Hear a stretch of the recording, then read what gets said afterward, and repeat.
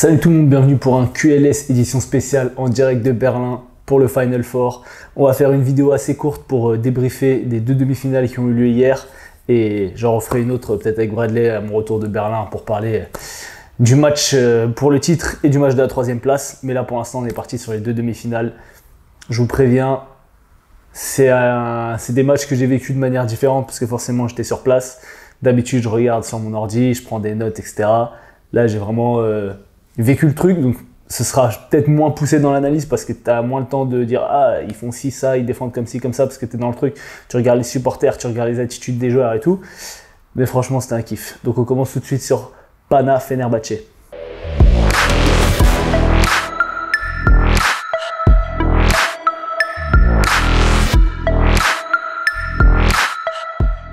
Alors, Panathinaikos Fenerbahçe.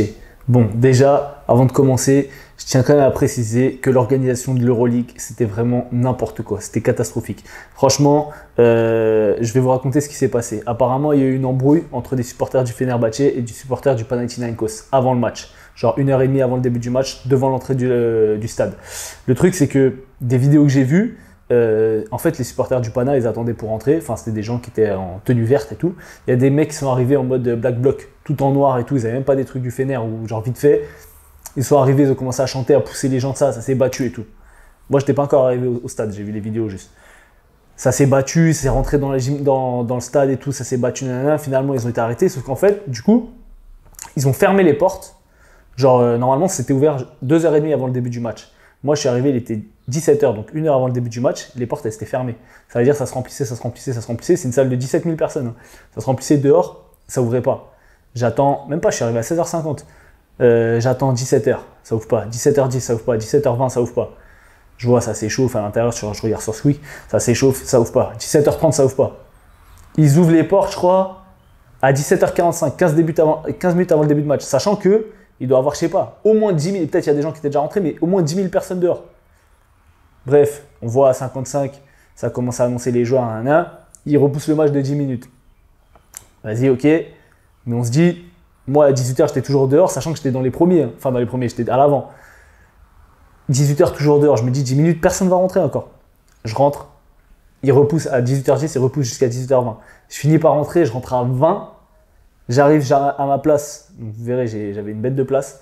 J'arrive à ma place, il est genre 23 et 30 secondes après le match il débute. Sachant que moi j'étais vraiment arrivé, vu que j'étais arrivé 1h en avant, j'étais quand même dans les premiers devant, tu vois. Ça veut dire il y avait au moins, je sais pas, j'ai pas envie de dire des chiffres au hasard, mais au moins entre 3 et 5 000 personnes derrière moi qui ont raté le début du match. Tu payes un match, tu payes des places pour un Final Four et vas-y. La majorité des gens ils habitent pas à Berlin, tu vois. Ça veut dire que tu prends des billets d'avion, tu prends un logement et tout. Et en plus, ils ne te laissent pas rentrer dans les temps. Ça veut dire que tu as payé ton truc, tu rates le match. En plus, Fener-Pana, c'était le meilleur match hier. Franchement, c'est abusé, tu vois. Moi, j'ai pu rentrer, j'ai pu regarder le début du match.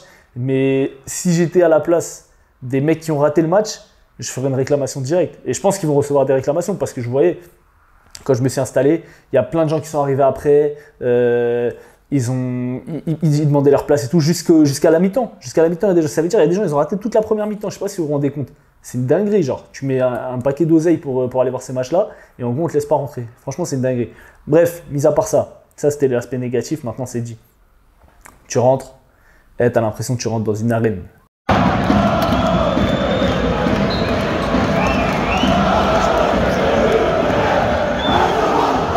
C'est pour ça, moi, j'ai dit, il faut que j'aille voir un match soit en Grèce, au Pana ou à l'Olympiakos, soit à Belgrade. Et en Turquie, je pense que je le ferai de toute façon, vu que je vais quand même régulièrement à Istanbul. Mais c'est une dinguerie. Tu rentres dans la salle, ça chante de partout, il y a du bruit, nanana. Et encore, il n'y avait pas de fumigène et tout. C'est une dinguerie. Franchement, c'était vraiment un truc de ouf.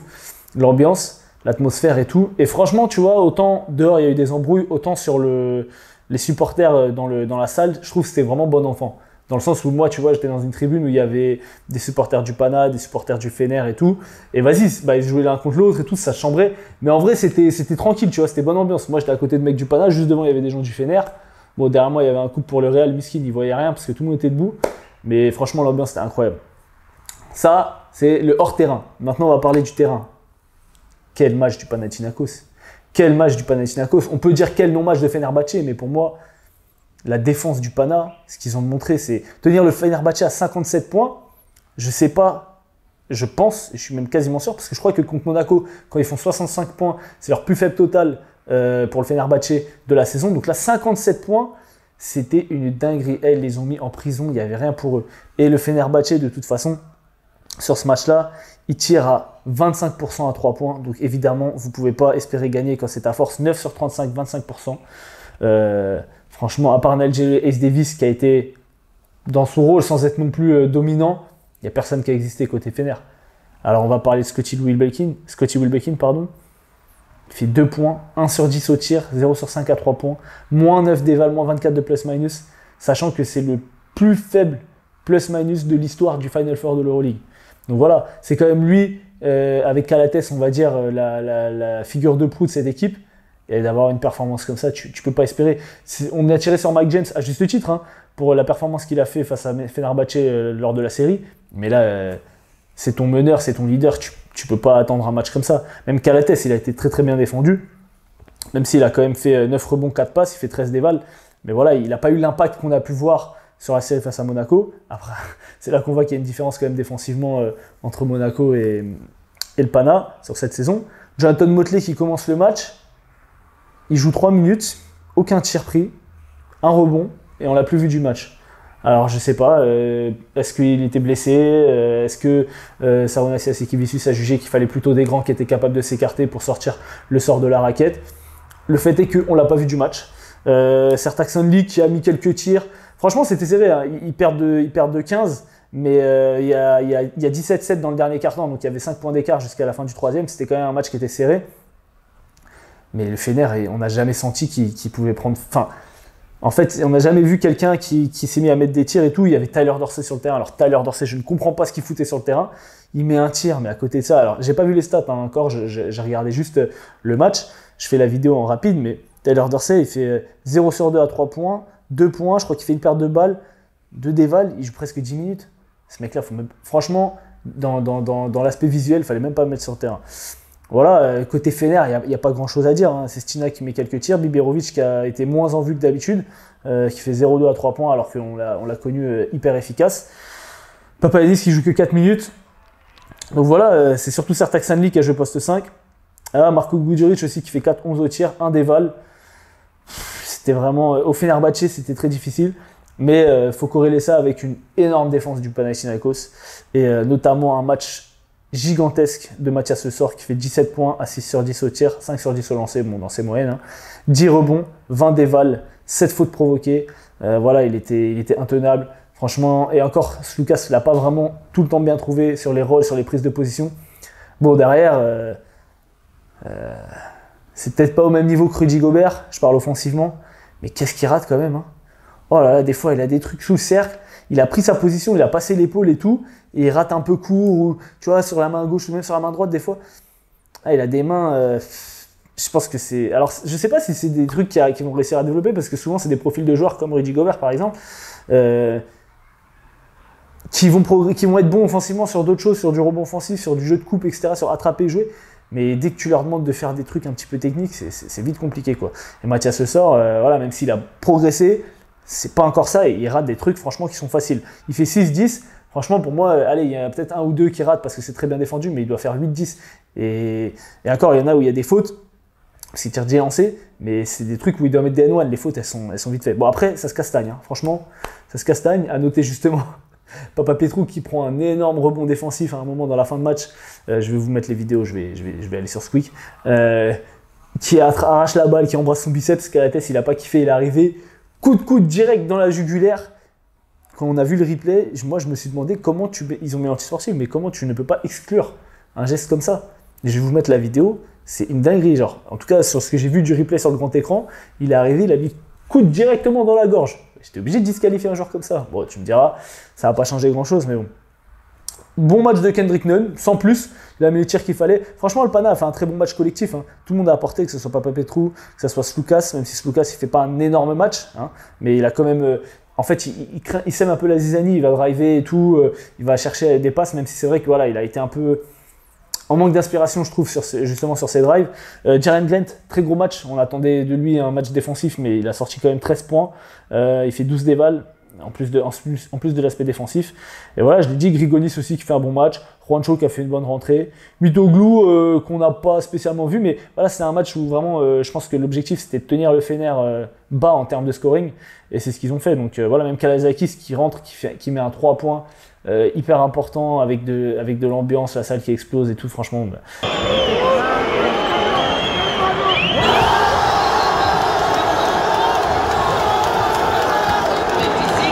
J'ai tout mis en story Instagram, allez me suivre sur Instagram si vous voulez voir.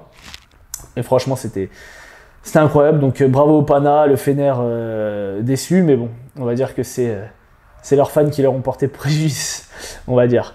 Donc voilà. On va passer sur le deuxième match, donc le fameux Real Olympiakos. Alors, Real Olympiakos, la demi-finale qui était la plus attendue entre le grand favori le Real, entre l'Olympiakos, une équipe qui est en pleine force, en pleine ascension sur la fin de la saison, que moi j'avais annoncé en finale avant de voir qu'il croisait avec le Real. On disait que le Real, enfin j'en parlais dans le Squeak Talk avec Ali Traoré, etc., qui disait que voilà, le Real, ça allait leur jouer des tours, le fait qu'ils ont eu une saison trop facile, qu'ils ont eu un premier tour trop facile contre Baskonia. Et moi, je n'étais pas d'accord. Je vous invite à aller écouter le Squeak Talk de cette semaine. J'avais dit que le Real, pour moi, oui, sur la fin de saison, ils s'étaient un peu relâchés, mais pour moi, c'est pas qu'ils ont eu une saison trop facile, c'est juste qu'ils ont surdominé. Ils étaient trop forts pour tout le monde sur le début de la saison quand ils étaient en mode rouleau compresseur. Et que oui, sur la fin de saison, ils se sont permis un peu de lâcher des trucs. Mais on a vu, moi j'ai vu contre Baskonia, et c'est pas parce que c'était Baskonia, parce que Baskonia les a battus sur le dernier match de la saison régulière. Ils étaient hyper concentrés. On avait retrouvé le Real rouleau compresseur, même s'ils n'ont pas gagné de 30 points à chaque fois. Les matchs étaient maîtrisés. Campazzo était dans l'impact, dans la distribution du jeu était là, Moussa était là, Zenia était là, Tavares, on a retrouvé un Tavares. Et donc moi je me disais, voilà, ils sont concentrés, ils se sont mis en mode playoff. Bah, contre l'Olympiakos, ça n'a pas loupé. Le score à la fin du premier quart-temps est de 28-10. Le score à la mi-temps est de 56-37. L'Olympiakos n'a pas existé en première mi-temps. Et au premier quart-temps, il faut le dire, quand tu as moins 18 à la fin du premier quart-temps, tu mets que 10 points, déjà tu te tires une balle dans le pied. Parce qu'au final, ils perdent de 11, mais ils ont dépensé tellement d'énergie à essayer de revenir, mais tu pars de tellement loin contre le Real en plus, qui est une énorme défense, c'était trop difficile. Alors côté Olympiakos, à part Makisic et Peters, franchement, ça a été assez faible dans la production. Il y a Nigel Williams-Goss qui a apporté quelques points, mais aussi qui a eu beaucoup de déchets. J'ai pas les stats, mais j'ai les stats sous les yeux. Williams-Goss qui met 15 points, à 3 sur 9 à 2 points, 3 sur 5 à 3 points, ce qui fait un total de 6-14. Donc ça va, ça reste correct, mais quand même 3 sur 9 à 2 points, c'est pas terrible. Il fait 3 paires de balles, il fait 13 dévals, moins 5 de plus-minus. Voilà, il a apporté. Il a mis des tirs qui comptaient, mais il a eu quand même pas mal de déchets, j'ai trouvé. On va parler de Thomas Walkup dans un instant. Juste, j'aimerais avant tout revenir sur Barzokas. On a loué le jeu offensif de l'Olympiakos toute la saison. On a loué le fait que l'Olympiakos se devait d'utiliser sa raquette avec la triplette Moses Wright, Nikola Milutinov, Mousfal pour punir les grands du Real, pour faire des problèmes de faute à Walter Tavares, à Vincent Poirier. Tavares, je crois qu'il a 2 fautes dans le deuxième quart-temps. Mousfal a joué un post-up sur les 3 premiers quart-temps. Un post-up! Et ça a eu une passe décisive. La base de ton jeu offensif, c'est de poster ton grand, de bouger autour, avec Papa Nicolau, avec Peters, avec Canan. Tu joues un post-up. Ils n'ont joué que des pick and roll avec Thomas Walkup. Mais c'était facile pour la défense du Real. Ah bon, passe en dessous, vas-y, tire. Et il fait 0,5 à 3 points Walkup. Alors Walkup, il fait... Non, 0,6, pardon. Il fait 2, 11 au tir, donc 0,6 à 3 points, 5 passes, 1 déval, moins 5. Il joue 26 minutes, Thomas Walkup.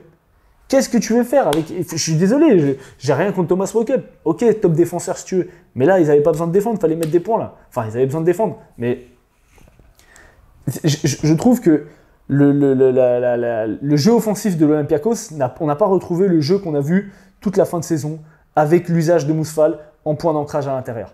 Et bah, ça leur a coûté. En plus, ils avaient des fautes. D'ailleurs, Tavares sort pour 5 fautes à la fin, mais c'est trop tard. C'est trop tard. Voilà, ils ont utilisé Mousfal que sur du pick and roll, comme si c'était un joueur hyper athlétique qu'on allait lancer au alley-oop, vu que ça défend, ça passe en dessous. En plus, si tu joues le pick and roll avec Thomas Walkup, ça sert à rien, ils vont passer en dessous de toute façon. Donc ils vont couvrir que le rôle du grand. Vas-y, Walkup, tire. Non, franchement, j'ai été très très très déçu de l'aspect tactique offensif de l'Olympiakos. Après, il faut rendre à César ce qui appartient à César. Le Real a dominé. Le Real est rentré dans le match. Campazzo, je crois qu'il était à 6 passes à la fin du premier quart ou à la mi-temps. Il rentre, il kick, il a distribué des caviars à tout le monde. À Ezonia, à Moussa, aux intérieurs. Franchement, et en plus, le pire dans tout ça, c'est que quand tu sors les titulaires, que tu as Sergio Rodriguez qui rentre, et Sergio Rodriguez, encore une fois, il y en a un autre aussi, mais bon, Sergio Rodriguez qui fait 8 points, 4 passes, 3 rebonds, 13 dévals en 14 minutes, avec 2 sur 2 à 3 points. C'est tout bénef. C'est tout bénef. Le mec, il était en mode Olympiakos Real, finale de l'Euroleague de l'année dernière. Il leur a tout fait.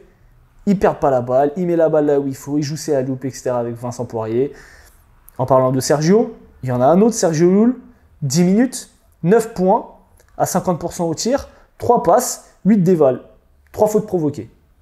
Ce mec-là ne va jamais mourir. C'est incroyable. Il a mis des paniers parce que l'Olympiakos fait un run quand même dans le troisième quart pour essayer de se rapprocher. Je crois qu'il y avait à 9 ou à 8. Et c'est lui qui va remettre les paniers importants, des drives forts et tout, alors que ça défendait. Hein. Putain, ça défendait vraiment fort. Donc vraiment impressionnant.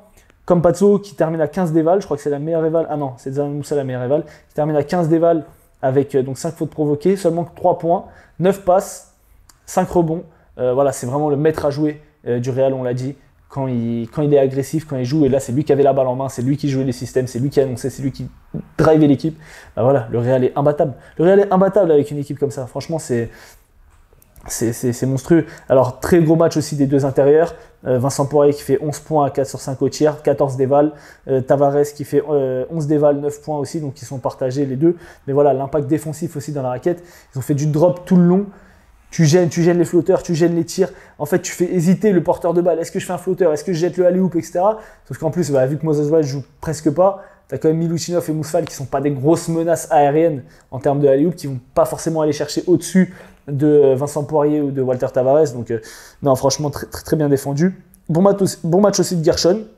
11 points, 9 dévals, plus 13 de plus-minus.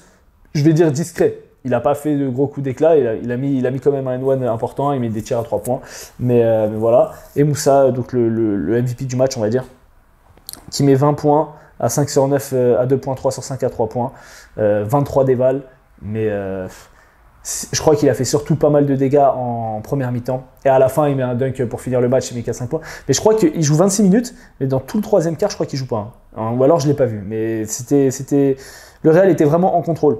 Côté Olympiakos, le seul qui a sorti un peu la tête de l'eau, c'était Alec Peters et Shaquille Makisic, pardon, comme je vous l'ai dit. Peters qui finit à 23 points, 10 rebonds. C'est le seul qui a sonné un peu la révolte, qui a été capable, d'abord par du rebond offensif, puis par du tir à 3 points, d'essayer de faire croire à une remontada de l'Olympiakos. Makisic aussi, qui fait 3 sur 6 à 3 points, 16 dévals, 17 points. Voilà, c'est... Les cadres n'ont pas été au rendez-vous, je suis désolé, même si Alec Peters fait une grosse saison, même si Shaquille Makisic c'est un bon joker. Kanan il met que 7 points, Moses Wright ne joue pas, Mousfal aucun impact, et c'est pas de la faute de Mousfal, il faut lui donner les ballons aussi. Petrousev un peu moins bon que ce qu'on a eu l'habitude de voir. Thomas Walkup, je vous l'ai dit, dramatique. Et voilà, donc on aura une finale Real Madrid contre le Panathinaikos, et on va faire une petite preview.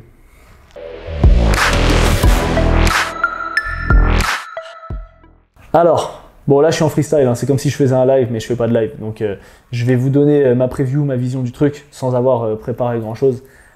Je pense que le Pana va se faire ouvrir.